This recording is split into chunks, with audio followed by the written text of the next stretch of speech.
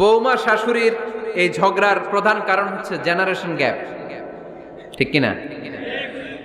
শাশুড়ি এক জেনারেশনের আর বৌমা আরেক জেনারেশনের। শাশুড়ি ভাবে একরকম, বৌমা ভাবে আরেক রকম।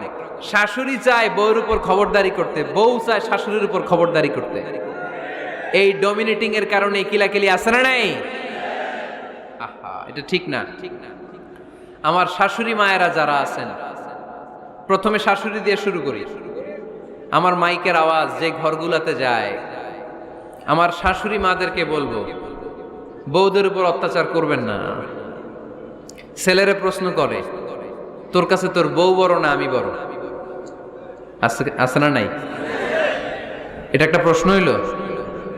তোর বউ বড় না আমি বড়? দুইজনেই বড়।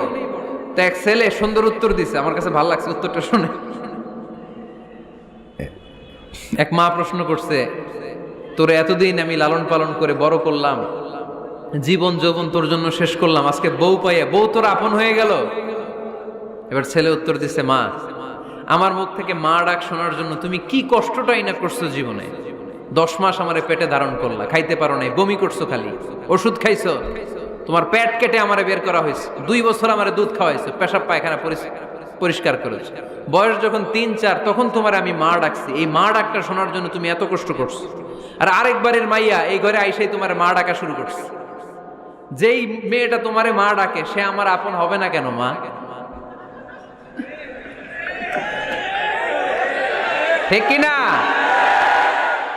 এই মা ডাক শোনার জন্য তুমি এত কষ্ট করলা, আমার লালন পালন করলা, 10 মাস পেটে ধরলা, পেশাব পায়খানা পরিষ্কার করলা, এরপরে মা ডাক শুনতে পারছে।